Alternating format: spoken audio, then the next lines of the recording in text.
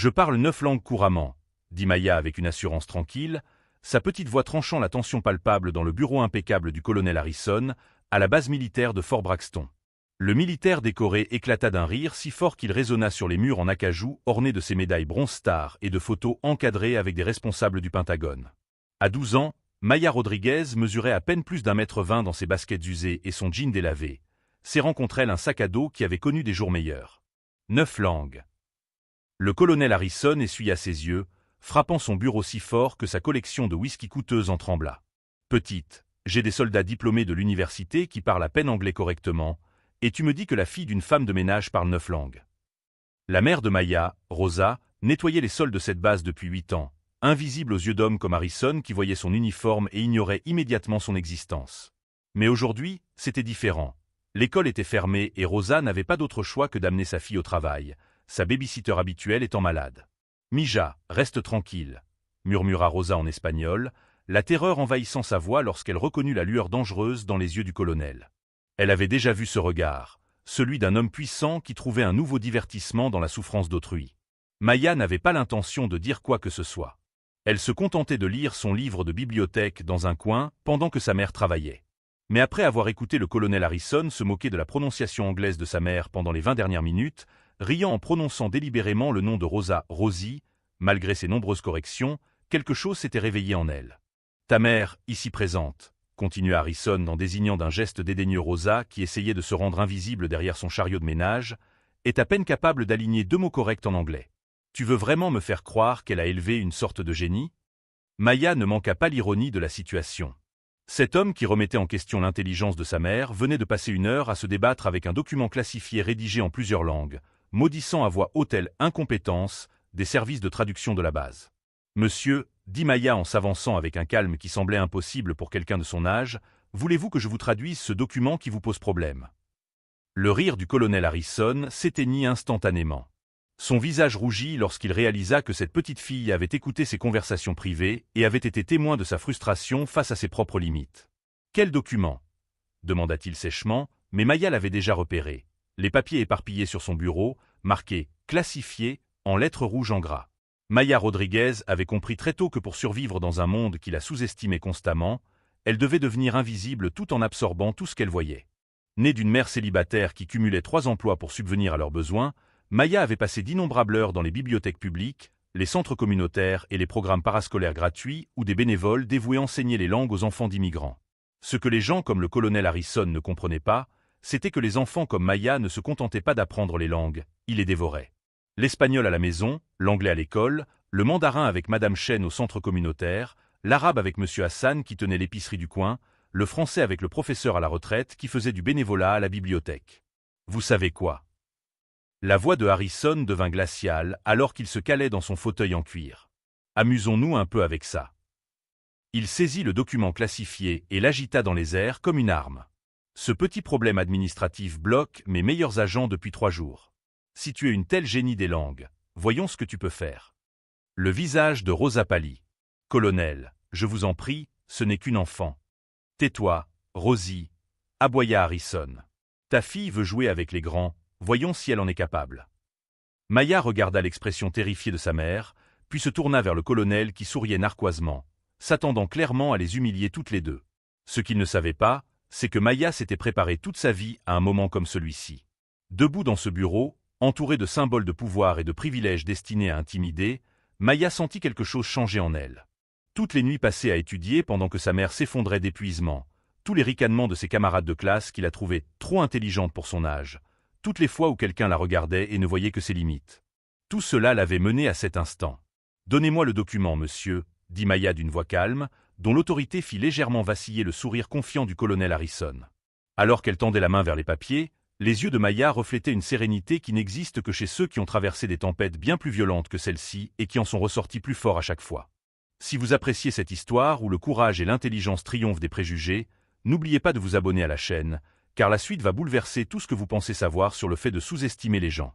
Le colonel était sur le point de découvrir que certaines batailles ne se gagnent pas avec le grade ou l'intimidation, mais avec la connaissance, et Maya s'était préparée toute sa vie pour cette guerre. Le colonel Harrison se cala dans son fauteuil, savourant ce qui allait être, selon lui, les minutes les plus divertissantes de sa semaine. Le document classifié qu'il fit glisser sur son bureau en acajou contenait des fragments de communication interceptés en 7 langues différentes. Un puzzle qui avait laissé son équipe de renseignement perplexe pendant 72 heures. « Prends ton temps, ma chérie », dit Harrison d'un ton traînant, la voix empreinte de condescendance. « Il n'y a aucune honte à admettre que quelque chose dépasse vos capacités. » Les doigts de Maya suivirent les bords du document avec une précision minutieuse. Sa mère, Rosa, se tenait immobile derrière le chariot de nettoyage, ayant déjà assisté à cette scène d'innombrables fois. Des hommes puissants utilisant des personnes vulnérables pour se divertir, brisant leur morale pour s'amuser. Ce que le colonel Harrison ignorait, c'est que Maya Rodriguez avait passé chaque jour après l'école depuis 4 ans à se préparer pour des moments comme celui-ci. Pendant que les autres enfants jouaient à des jeux vidéo ou regardaient la télévision, elle absorbait les langues comme une éponge assoiffée. Le centre communautaire d'Elm Street était devenu son refuge. Madame Chen, une professeure de linguistique à la retraite originaire de Pékin, enseignait le mandarin aux enfants immigrés tous les mardis et jeudis. Le docteur Hassan, qui avait fui la Syrie avec pour seul bagage son diplôme de médecine et ses 3 enfants, donnait bénévolement des cours d'arabe à tous ceux qui souhaitaient apprendre. « Vous savez ce qui est drôle chez les gens comme vous » a poursuivi Harrison, apparemment incapable de contenir son amusement. « Vous pensez qu'apprendre quelques mots à vos voisins issus d'autres cultures vous rend spéciaux. » Maya n'avait pas quitté le document des yeux, mais Rosa remarqua un changement dans la posture de sa fille. Un léger redressement des épaules qu'elle avait déjà observé lorsque Maya était confrontée à des brutes à l'école. « Ce document, » dit Harrison d'un geste dédaigneux, contient des informations interceptées provenant de cette région différente. Mes agents, tous diplômés de West Point et titulaires de diplômes supérieurs, n'y comprennent rien. Mais bien sûr, voyons ce que la fille d'une femme de ménage peut accomplir. La cruauté dans sa voix était délibérée, calculée. Harrison avait perfectionné cette forme particulière de guerre psychologique au cours de ses 23 années de service militaire. Il savait exactement comment identifier les insécurités les plus profondes d'une personne et les exploiter pour causer un maximum de dégâts. Ce qu'il ne comprenait pas, c'est que Maya avait été forgée dans des épreuves bien plus difficiles que sa cruauté mesquine. Grandir en tant que fille d'une immigrante sans papier signifiait évoluer dans un monde où un seul faux pas pouvait tout détruire. Rosa avait exercé 3 emplois pour subvenir à leurs besoins. Elle nettoyait des bureaux la nuit, s'occupait de patients âgés pendant la journée et faisait la plonge dans un restaurant le week-end. Maya avait appris très tôt que pour survivre, il fallait être invisible tout en étant exceptionnelle. Elle ne pouvait pas se permettre d'attirer l'attention négative, mais elle ne pouvait pas non plus se permettre d'être oubliée lorsque des opportunités se présentaient. « Monsieur, » dit Maya doucement, sa jeune voix coupant le monologue de Harrison, « préférez-vous que je traduise cela par écrit ou oralement ?» La question prit Harrison au dépourvu. Il s'attendait à des balbutiements, des larmes, peut-être des excuses murmurées. Au lieu de cela, cette fillette de 12 ans lui posait des questions sur la méthodologie comme si elle était une traductrice professionnelle. « Qu'est-ce que cela signifie » demanda-t-il sèchement, son envie de se divertir soudainement moins certaine. « Le document contient plusieurs langues et dialectes, » expliqua Maya avec la patience de quelqu'un habitué à expliquer des concepts complexes à des personnes qui devraient les connaître. Certaines nuances peuvent être perdues dans la traduction orale, tandis que d'autres nécessitent un contexte culturel qui s'exprime mieux à travers l'interprétation orale. Rosa serra le manche de son balai jusqu'à en blanchir les jointures. Elle avait toujours su que sa fille était brillante, mais entendre Maya parler avec une telle autorité dans cet environnement hostile la remplissait à la fois de fierté et de terreur. Le visage du colonel Harrison rougit. Cela ne se passait pas comme prévu. La petite fille était censée être intimidée, humiliée, réduite aux larmes. Au lieu de cela, elle se comportait comme une professionnelle chevronnée, le faisant passer pour un idiot qui ne comprenait pas les protocoles de traduction de base. « Lisez ce fichu document à haute voix », aboya-t-il, sa voix résonnant sur les murs du bureau tapissé de distinctions militaires et de photos de lui serrant la main de responsable du Pentagone. Maya acquiesça calmement et commença à parcourir le document plus attentivement. Ses yeux se déplaçaient sur la page avec une efficacité acquise par l'expérience, reconnaissant des schémas et des liens qui avaient échappé à des agents de renseignement chevronnés. La première partie était en mandarin et traitait des perturbations de la chaîne d'approvisionnement. La deuxième était en arabe et faisait référence à la coordination entre différents groupes régionaux. La troisième était en russe et contenait ce qui semblait être des codes financiers. Mais c'est la quatrième partie, rédigée en farsi, qui fit légèrement halter Maya. Non pas parce qu'elle ne la comprenait pas, mais parce qu'elle la comprenait parfaitement, et qu'elle révélait quelque chose qui allait changer à jamais la confiance suffisante du colonel Harrison. Ce document n'était pas une simple interception de renseignements aléatoires. Il s'agissait d'une communication coordonnée concernant une faille de sécurité à Fort Braxton même, rédigée en plusieurs langues afin d'échapper au service de traduction de la base. Maya leva les yeux vers le colonel Harrison, dont l'expression impatiente suggérait qu'il s'attendait à ce qu'elle admette sa défaite d'un moment à l'autre. Derrière lui, des récompenses et des certificats ornaient les murs, symbole d'une carrière bâtie sur le fait de ne jamais avoir été remis en question, de ne jamais avoir été contredit, de ne jamais avoir été prouvé faux par quelqu'un qui n'était pas censé avoir d'importance. « Colonel », dit Maya d'une voix ferme malgré l'importance de sa découverte, avant de traduire ce document, j'ai une question importante à vous poser. Harrison roula des yeux de manière théâtrale. Quoi encore, petite? Tu as besoin d'un dictionnaire? Quand vous avez reçu ce document, qui vous a dit qu'il s'agissait simplement d'un exercice de traduction? La question frappa Harrison comme un coup physique. Son expression passa de la condescendance amusée à quelque chose qui ressemblait à de la confusion, puis rapidement à de la suspicion. Quelle question? Il s'agit d'informations classifiées qui doivent être traduites. Où veux-tu en venir?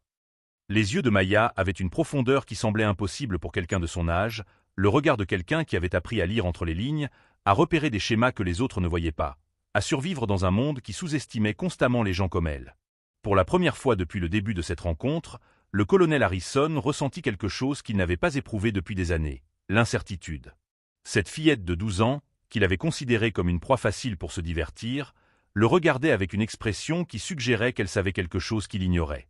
Quelque chose qui pourrait bouleverser tout ce qu'il croyait savoir sur le pouvoir, le renseignement et ceux qui détenaient réellement le pouvoir dans cette pièce. Alors que Maya s'apprêtait à reprendre la parole, le poids de la connaissance pesait lourdement sur ses petites mains. La connaissance que certaines victoires ne s'obtiennent pas par le rang ou l'intimidation, mais par la force tranquille de ceux qui ont appris à voir clairement alors que les autres restent volontairement aveugles. La question de Maya resta suspendue dans l'air comme une grenade active. Le visage du colonel Harrison passa de la confusion agacée à quelque chose qui ressemblait à de l'inquiétude alors qu'il commençait à comprendre les implications. « Que suggérez-vous, petite ?» La voix de Harrison avait perdu son assurance initiale, remplacée par le ton tranchant d'un homme qui réalisait soudain qu'il ne maîtrisait peut-être pas complètement la situation. « Je ne suggère rien, monsieur », répondit Maya avec le même calme déconcertant qui caractérisait tout son comportement. Je demande pourquoi quelqu'un vous a dit que ce document n'était qu'un exercice de traduction alors qu'il s'agit clairement d'une faille de sécurité active. Rosa avait complètement arrêté de respirer. Sa fille s'aventurait en terrain dangereux, où un simple coup de fil de cet homme puissant pouvait détruire leur vie. Mais Maya semblait totalement indifférente au danger, comme si elle avait calculé des risques que personne d'autre ne pouvait voir. Une faille de sécurité. Harrison éclata de rire, mais cela semblait forcé, désespéré. Tu n'es qu'une gamine de 12 ans qui joue avec des documents classifiés. Tu ne sais pas de quoi tu parles. C'est alors que le lieutenant Sarah Chen entra dans le bureau, une tasse de café à la main et l'air de quelqu'un qui avait écouté la conversation pendant quelques minutes.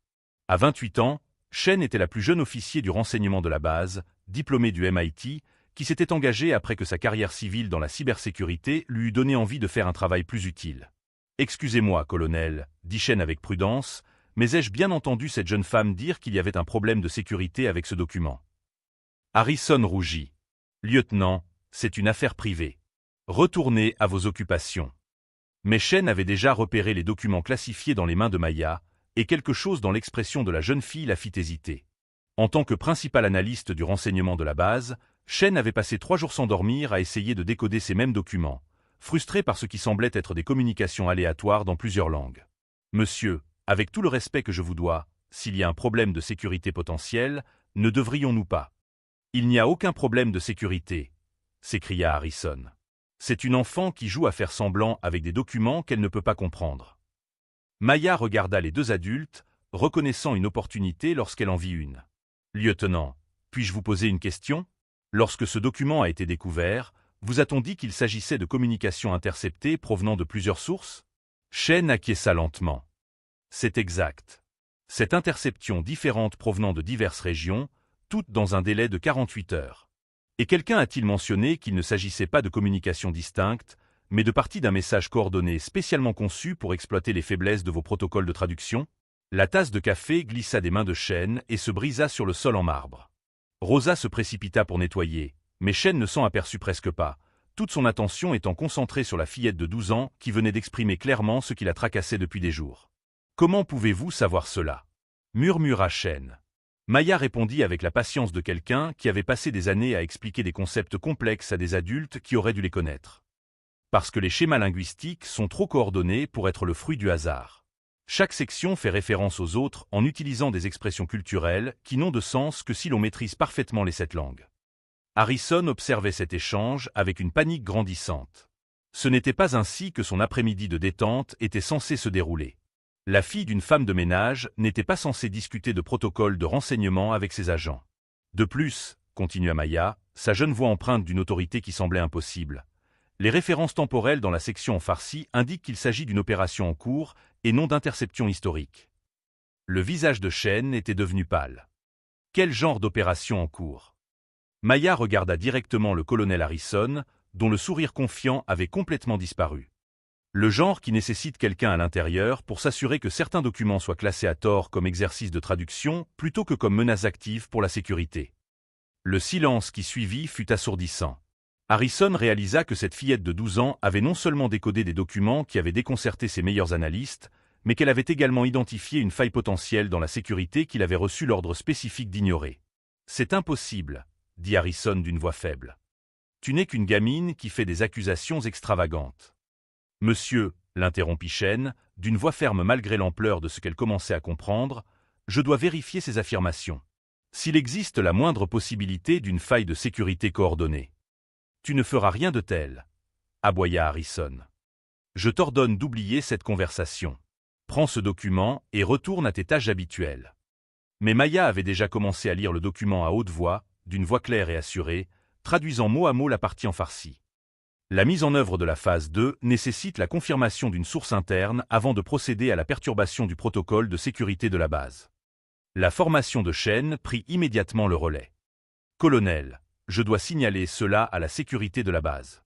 S'il y a une source interne. » « Il n'y a pas de source interne. » La voix de Harrison se brisa de désespoir. Ce ne sont que des absurdités proférées par une enfant qui ne comprend pas ce qu'elle lit. C'est alors que Maya porta le coup qui allait tout changer. Regardant Harrison droit dans les yeux avec une maturité incroyable, elle dit calmement « Colonel, pourquoi avez-vous reçu des instructions spécifiques pour classer cela comme un exercice de traduction alors que les métadonnées indiquent clairement que cela a été signalé comme une priorité de sécurité alpha par les systèmes automatisés de la NSA ?» Rosa observait sa fille avec un mélange de terreur et d'admiration. Maya avait clairement préparé ce moment, étudiant non seulement les langues, mais aussi les systèmes et les protocoles qui les entouraient. Chaque question était précisément calculée pour révéler des couches de tromperie bien plus profondes que de simples préjugés. Le lieutenant Shen s'avança, la main instinctivement dirigée vers sa radio. « Colonel Harrison, je vais avoir besoin que vous m'expliquiez comment vous avez reçu des instructions qui contredisent le protocole de la NSA. »« Je n'ai rien à vous expliquer, » cria Harrison, mais son autorité craquait comme de la glace fine. « Je suis votre supérieur. »« Pas en matière de sécurité de la base, monsieur, » répondit Shen fermement. « Et pas quand il y a des preuves de trahison potentielle. » Le mot « trahison » flottait dans l'air comme une condamnation à mort. Harrison regarda Maya, cette petite fille qui avait réussi à démanteler tout son monde en l'espace de 15 minutes, et réalisa qu'il avait commis la plus grave erreur de sa carrière militaire. Il avait sous-estimé quelqu'un qui jouait aux échecs alors qu'il apprenait encore les dames. Maya se tenait tranquillement au milieu du chaos qu'elle avait orchestré, tenant ses documents classifiés comme un chef d'orchestre tient sa baguette. Sa mère Rosa regardait sa fille avec un regard nouveau, découvrant pour la première fois toute l'étendue de l'esprit brillant qu'elle avait nourri pendant toutes ces années. Alors que le visage de Harrison passait du déni à la colère, puis à la peur, Maya restait sereine. Elle avait passé des années à se préparer à un moment comme celui-ci, non seulement en apprenant des langues, mais aussi en comprenant comment le pouvoir fonctionnait réellement, comment les systèmes pouvaient être manipulés et comment la vérité pouvait être utilisée comme une arme par ceux qui étaient assez intelligents pour s'en servir à bon escient. La véritable bataille ne faisait que commencer, et Maya Rodriguez avait toutes les cartes en main tandis que son adversaire essayait encore de comprendre à quel jeu on jouait. Ce que le colonel Harrison ne pouvait pas savoir, c'est qu'il ne s'agissait pas du tout de traduction, mais d'une génie de 12 ans qui avait été sous-estimée trop souvent et qui avait décidé de donner au monde une leçon sur la différence entre le rang et l'intelligence. Les mots suivants de Maya frappèrent le colonel Harrison comme un missile guidé avec précision. « Lieutenant Shen, voulez-vous voir l'analyse des métadonnées sur laquelle je travaille depuis 20 minutes ?» Le visage de Harrison perdit toute couleur. « L'analyse des métadonnées ? Vous avez 12 ans. Vous ne savez rien d'eux. » « À la criminalistique numérique ?» l'interrompit Maya en sortant une petite tablette qu'elle avait discrètement utilisée pendant que tout le monde était concentré sur les documents. « En fait, monsieur, j'ai appris les protocoles de cybersécurité auprès de monsieur Petrov au centre communautaire. Il travaillait pour le FSB avant de faire défection. Shen s'approcha, son entraînement d'agent secret passant à la vitesse supérieure. Montrez-moi ce que vous avez trouvé. Les doigts de Maya se déplacèrent sur l'écran de la tablette avec l'assurance de quelqu'un qui avait passé d'innombrables heures à maîtriser des systèmes que la plupart des adultes ne pouvaient pas comprendre. Les eurodatages des documents montrent qu'ils ont été reçus par le serveur crypté personnel du colonel Harrison 48 heures avant d'être officiellement découverts par les services de renseignement de la base. C'est impossible, balbutia Harrison, des gouttes de sueur perlant sur son front. Le document est passé par les voies normales. Non, monsieur, ce n'est pas le cas, continua Maya avec un calme dévastateur. Les entêtes de routage montrent qu'il a été intercepté par un VPN privé enregistré au nom d'une société écran aux îles Caïmans. La même société écran qui reçoit des paiements mensuels de votre compte personnel depuis 18 mois. La main du lieutenant Shen était désormais fermement posée sur son arme de poing. Colonel, je vous demande de rester calme pendant que nous tirons cela au clair. Mais Harrison était loin d'être calme. La façade prudente qu'il avait maintenue pendant des décennies se fissurait comme de la glace fine sous la pression. C'est absurde. Vous allez croire une enfant avec une tablette plutôt qu'un officier militaire décoré? C'est alors que Maya porta le coup fatal. Lieutenant, souhaitez-vous écouter l'enregistrement audio de la conversation téléphonique du colonel Harrison de ce matin? Le silence qui suivit fut assourdissant. Rosa, qui avait observé sa fille orchestrer cette confrontation avec un étonnement croissant, comprit que Maya avait préparé ce moment bien plus longtemps que quiconque aurait pu l'imaginer. Quel enregistrement! La voix de Harrison se brisa comme celle d'un adolescent. Maya tapa une nouvelle fois sur sa tablette, et la voix de Harrison résonna dans la pièce à travers les haut-parleurs de l'appareil. La traduction sera retardée indéfiniment. Assurez-vous que vos hommes comprennent que les protocoles de sécurité restent compromis jusqu'à nouvel ordre. Le visage de Shen se figea avec une précision militaire. Colonel Harrison, vous êtes en état d'arrestation pour trahison, complot et violation de votre serment. Vous ne pouvez pas m'arrêter sur la base d'un faux enregistrement réalisé par une enfant, cria Harrison, complètement décomposé. En fait, dit Maya calmement, l'enregistrement n'est pas faux. Il a été authentifié par les signatures numériques du système de communication de la base. Le même système qui a enregistré votre accès à des documents classifiés que vous n'étiez pas autorisé à consulter. Maya regarda Harrison droit dans les yeux, dont l'uniforme coûteux ressemblait soudain à un costume porté par quelqu'un qui jouait à se déguiser. Vous voyez, colonel, pendant que vous pensiez que je n'étais que la fille d'une femme de ménage, je documentais tout. Vos horaires de réunion, vos accès non autorisés, vos transactions financières, même vos communications personnelles. Les jambes de Harrison se dérobèrent et il s'effondra sur sa chaise. Comment avez-vous pu avoir accès à tout cela? Le sourire de Maya était doux mais dévastateur. Parce que quelqu'un avec mes compétences linguistiques et mes connaissances techniques ne se contente pas de traduire des documents, monsieur. J'analyse les systèmes. Et votre système a été compromis pendant des mois, non pas par des agents étrangers, mais par votre propre cupidité et votre arrogance. Rosa s'avança, voyant sa fille sous un tout nouveau jour. Maya n'avait pas seulement appris les langues et l'informatique comme passe-temps. Elle s'était préparée pour ce moment, acquérant des compétences qui lui permettraient de se protéger et de protéger les autres contre ceux qui abusaient de leur pouvoir. De plus, poursuivit Maya, les véritables informations contenues dans ce document ne concernaient pas les failles de sécurité de la base. Il s'agissait d'une opération coordonnée visant à vendre des protocoles de communication militaire à des acheteurs étrangers. Vous ne faisiez pas que couvrir une faille de sécurité, colonel, vous en facilitiez une. Shen était déjà sur sa radio, appelant des renforts et une équipe d'enquête militaire. Sécurité de la base, ici le lieutenant Shen. J'ai besoin d'une équipe d'intervention immédiate au bureau du colonel Harrison pour suspicion de trahison. Harrison regarda désespérément autour de lui, cherchant un allié, une issue, un moyen de conserver l'autorité qu'il avait protégée pendant si longtemps. Au lieu de cela, il ne trouva que les visages de personnes qui le voyaient désormais tel qu'il était, un traître qui avait vendu les secrets de son pays pour de l'argent. Les registres de paiement montrent des virements de 2,3 millions de dollars sur 18 mois, poursuivit Maya en lisant sur sa tablette. Tous remontent à des comptes contrôlés par des services de renseignement étrangers. Pensiez-vous vraiment que personne ne finirait par faire le lien? L'homme qui était entré dans ce bureau en pensant humilier une femme de ménage et sa fille était désormais condamné à passer le reste de sa vie dans une prison fédérale. Sa carrière, sa réputation, sa liberté. Tout était détruit par une fillette de 12 ans qui avait retourné son arrogance contre lui. Alors que la police militaire arrivait pour emmener Harrison, il jeta un dernier regard à Maya. Depuis combien de temps saviez-vous? La réponse de Maya fut simple et dévastatrice. Depuis le premier jour où ma mère a commencé à travailler ici, colonel. Vous n'étiez pas aussi prudent que vous le pensiez. Si vous suivez cette incroyable histoire où la justice et le renseignement triomphent de la corruption, assurez-vous d'être abonné, car la suite vous montrera que certaines victoires valent la peine d'attendre des années. Shen s'approcha de Maya alors qu'Harrison était emmené menotté. Comment l'avez-vous su? Qu'est-ce qui vous a fait soupçonner? La réponse de Maya prouverait que parfois, les systèmes de surveillance les plus puissants ne sont pas des technologies sophistiquées, mais les personnes que les hommes puissants choisissent d'ignorer, celles qui observent tout en restant invisibles. La jeune fille qui avait été considérée comme une pauvre gamine allait révéler qu'elle avait mené l'opération de contre-espionnage la plus réussie de l'histoire de la base, et qu'elle l'avait faite alors que sa cible la croyait trop insignifiante pour la remarquer. La réponse de Maya à la question du lieutenant Shen allait bouleverser tout ce que l'on croyait savoir sur la surveillance, le renseignement et le pouvoir des personnes invisibles. Comment l'ai-je su?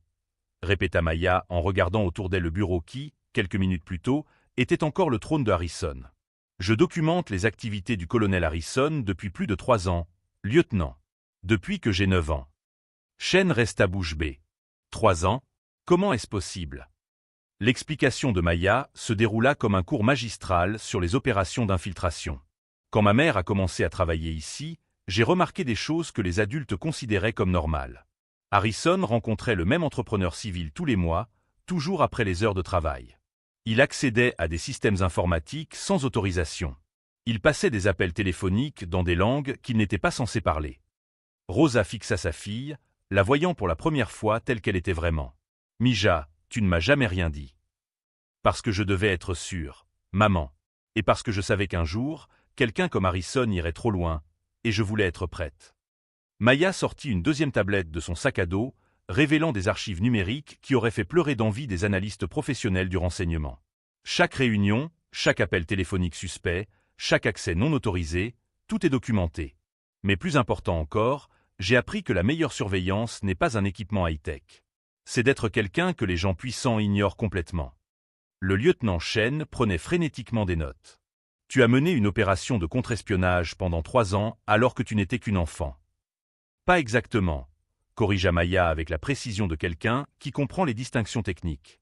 Je menais une analyse de schéma et une documentation.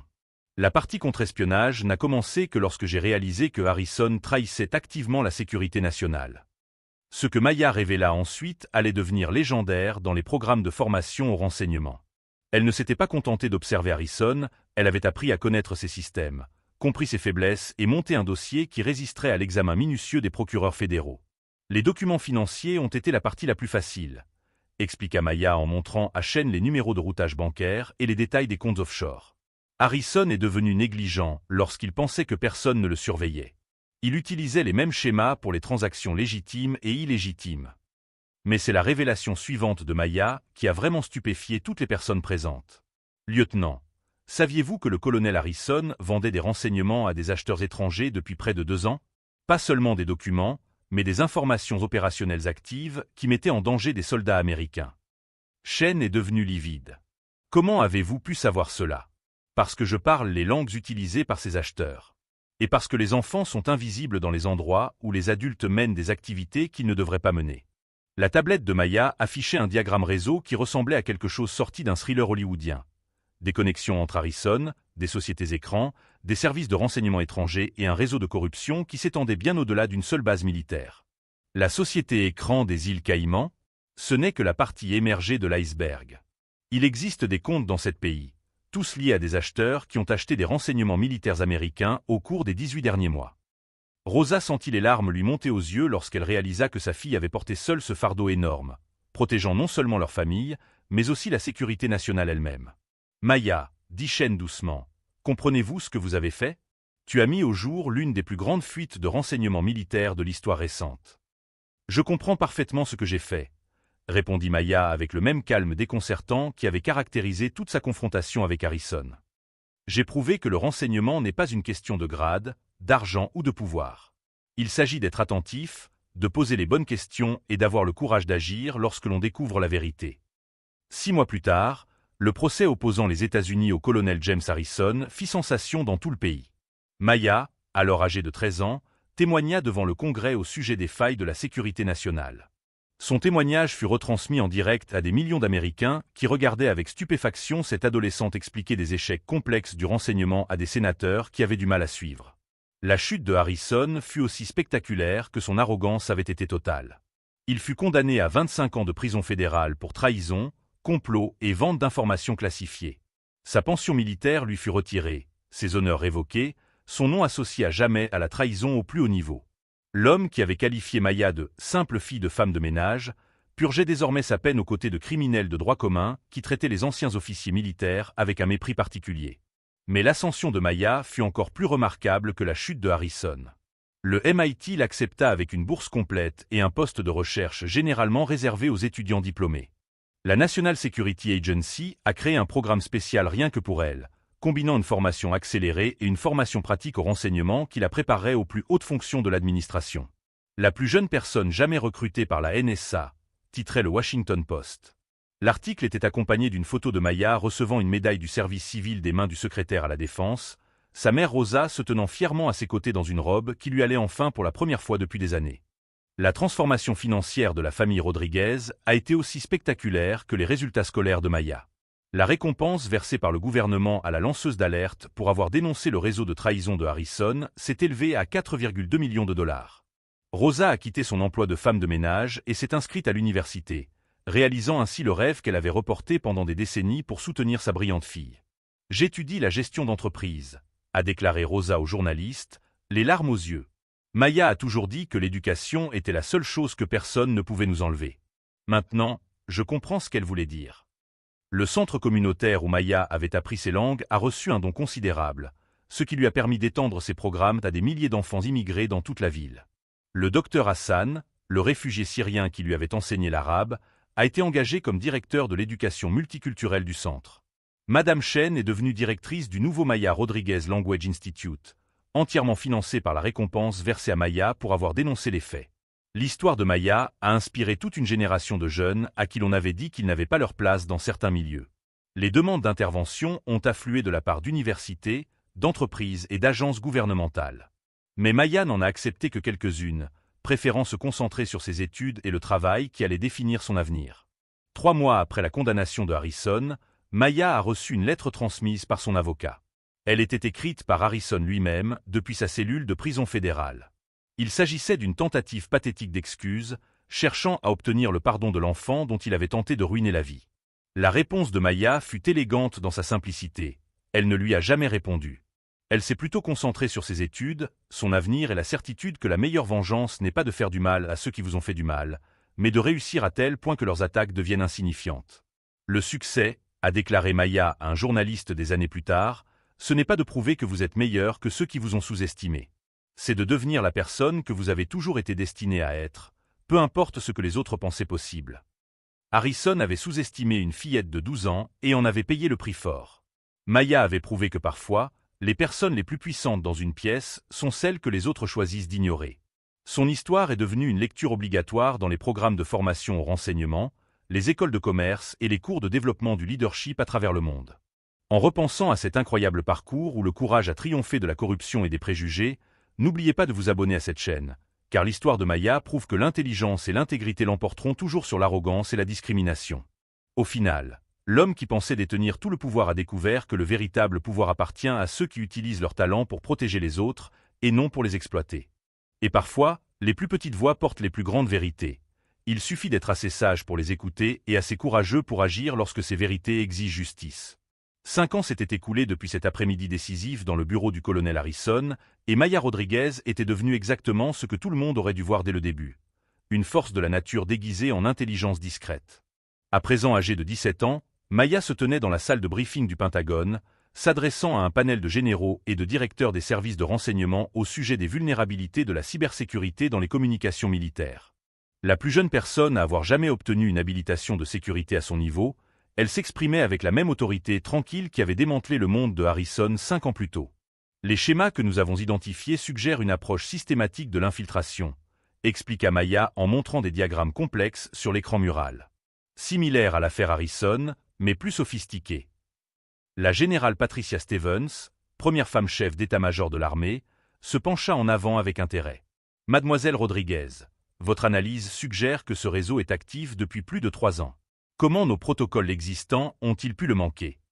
Maya répondit avec la précision patiente qu'il avait rendue légendaire dans les cercles du renseignement. Parce que, général, les personnes chargées de ces protocoles recherchaient des menaces externes. Elles n'étaient pas préparées à la possibilité que les plus grandes vulnérabilités proviennent de l'intérieur, de personnes qui abusent de leur position de confiance. Personne dans la pièce ne manqua l'ironie de la situation. La jeune fille qui avait dénoncé la corruption militaire à l'âge de 12 ans était désormais la principale experte du gouvernement en matière de prévention de ce fléau. Pendant ce temps, dans une prison fédérale à sécurité minimale de Pennsylvanie, l'ancien colonel James Harrison découvrait ce que signifiait être complètement oublié par le monde qu'il avait autrefois dominé. Son quotidien se résumait à des tâches de conciergerie, à des heures d'ordinateur surveillées et au rappel constant que sa chute était devenue un exemple à ne pas suivre dans les académies militaires du monde entier. Les autres détenus le traitaient avec un mépris particulier, non seulement parce qu'il était un ancien militaire parmi de nombreux vétérans qu'il avait laissé tomber, mais aussi parce que ses crimes avaient mis en danger la vie de soldats américains pour son profit personnel. Même parmi les criminels, il y avait des limites à ne pas franchir. Les demandes d'interview de Harrison, ses tentatives d'écrire ses mémoires, ses lettres pathétiques demandant pardon à la famille Rodriguez, tout avait été ignoré par un monde qui avait tourné la page. Il était devenu exactement ce qu'il avait autrefois considéré Maya et sa mère, invisible, insignifiant, oublié. De retour au MIT, où Maya terminait son double doctorat en linguistique et cybersécurité à un âge où la plupart des gens finissaient tout juste leurs études universitaires, son influence s'étendait bien au-delà de ses résultats scolaires. Le Maya Rodriguez Center for Digital Ethics était devenu un leader mondial dans la formation des professionnels de la technologie sur l'intersection entre pouvoir, privilèges et responsabilités. La question n'est pas de savoir si vous pouvez pirater un système, disait Maya à ses étudiants diplômés, dont beaucoup étaient plus âgés qu'elle. La question est de savoir si vous devez le faire et ce que vous faites de cette capacité. Rosa Rodriguez avait également changé du tout au tout. Désormais docteur Rosa Rodriguez, elle avait obtenu son diplôme en commerce et poursuivait un doctorat en psychologie organisationnelle, étudiant comment les hiérarchies au travail favorisent ou empêchent la corruption. Ces recherches, financées par la même récompense destinée aux lanceurs d'alerte qui avaient changé leur vie, se concentraient sur la création de systèmes qui amplifiaient les voix comme celle de Maya plutôt que de les réduire au silence. Ma fille m'a appris que l'éducation ne sert pas seulement à l'épanouissement personnel, expliquait Rosa lors d'une conférence TED qui allait être visionnée des millions de fois. Il s'agit de bien comprendre les systèmes afin de pouvoir les changer pour le bien de tous. Le centre communautaire où Maya avait appris ses premières langues était devenu le Rodriguez Institute for Multilingual Education, qui accueillait des milliers d'enfants immigrés à travers le pays. Le docteur Hassan, Madame Chen et les autres enseignants bénévoles qui avaient façonné l'enfance de Maya dirigeaient désormais des programmes qui redéfinissaient la politique éducative américaine. Mais le changement le plus significatif concernait peut-être l'approche de l'armée elle-même en matière de renseignement et de diversité. Le « protocole Rodriguez », un système permettant d'identifier et de cultiver les talents atypiques, quelle que soit leur origine, était devenu la norme dans toutes les branches de l'armée. Le lieutenant Sarah Chen, aujourd'hui colonel Chen et directrice du renseignement militaire à Fort Braxton, repensait souvent à cet après-midi qui avait tout changé. Elle avait bâti sa carrière sur le principe que les renseignements pouvaient provenir de n'importe où et que la plus grande erreur n'était pas de passer à côté des menaces extérieures, mais de ne pas reconnaître les atouts internes. L'affaire Maya Rodriguez nous a appris que notre plus grande vulnérabilité en matière de sécurité n'était pas l'espionnage étranger, expliquait Chen aux nouvelles recrues. C'était notre propre aveuglement face aux capacités des personnes que nous avions été formés à ignorer. Maya elle-même était devenue quelque chose d'inédit dans la fonction publique. Une consultante adolescente dont l'habilitation de sécurité et les capacités d'analyse la rendaient indispensable aux opérations de sécurité nationale. Mais elle assumait cette responsabilité avec légèreté, consciente que son véritable pouvoir ne venait pas de sa position officielle, mais de son engagement indéfectible envers la justice. Lors de rares interviews, Maya était souvent interrogée sur le pardon, sur le fait de savoir si elle éprouvait de la sympathie pour Harrison ou d'autres personnes qu'il avait sous-estimées. Ses réponses reflétaient toujours la même sagesse mesurée qui caractérisait ses réponses depuis son enfance. « Le pardon ne concerne pas ces personnes », répondait-elle. « Il s'agit de refuser de laisser leurs limites définir vos possibilités. Le colonel Harrison pensait que la valeur de ma mère était déterminée par son titre et que mon potentiel était limité par mon code postal. Lui prouver qu'il avait tort n'était pas seulement une question de justice, c'était une question de libération. » L'histoire de Maya Rodriguez est devenue une lecture obligatoire dans les cours de leadership, les programmes de formation à la diversité et les cours d'éthique à travers le monde. Mais au-delà de l'étude académique, elle représente quelque chose de plus fondamental. La preuve que dans un monde où beaucoup cherchent à conserver leur pouvoir en maintenant les autres dans l'impuissance, il suffit parfois d'une seule personne qui refuse d'accepter ses limites. Alors que Maya s'apprêtait à obtenir son diplôme du MIT et à commencer sa carrière à la National Security Agency, elle était animée par la même confiance tranquille qui l'avait caractérisée tout au long de son parcours. Elle avait appris que le moyen le plus efficace de changer les systèmes n'était pas la colère ou la vengeance, mais l'excellence si indéniable qu'elle obligeait ces systèmes à évoluer. La meilleure réponse à la sous-estimation, avait écrit Maya dans sa thèse de fin d'études, n'est pas de prouver que vous êtes meilleur que ceux qui vous ont rejeté. C'est de réussir à tel point que leur opinion n'a plus aucune importance. Harrison avait tenté d'utiliser son pouvoir pour abaisser une fillette de 12 ans et sa mère. Au lieu de cela, il avait créé une légende dont l'influence survivrait à sa propre pertinence pendant des décennies. Maya avait prouvé que le véritable pouvoir ne vient pas de la capacité à nuire aux autres, mais de la capacité à transformer les défis en opportunités, la discrimination en détermination et les limites en tremplin vers la grandeur. Au final, la jeune fille qui parlait 9 langues a enseigné au monde la leçon la plus importante, que la sagesse, le courage et l'intégrité triomphent toujours des préjugés, de l'arrogance et de l'abus de pouvoir. La justice met parfois des années à se faire, mais lorsqu'elle arrive, elle transforme tout pour le mieux. Maya Rodriguez a montré que les voix les plus faibles sont souvent celles qui véhiculent les vérités les plus puissantes, et que sous-estimer quelqu'un en raison de ses origines n'est pas seulement immoral, c'est aussi stratégiquement dangereux. Car quelque part, dans chaque communauté que le pouvoir choisit d'ignorer, il y a une autre Maya Rodriguez qui se prépare discrètement à changer le monde.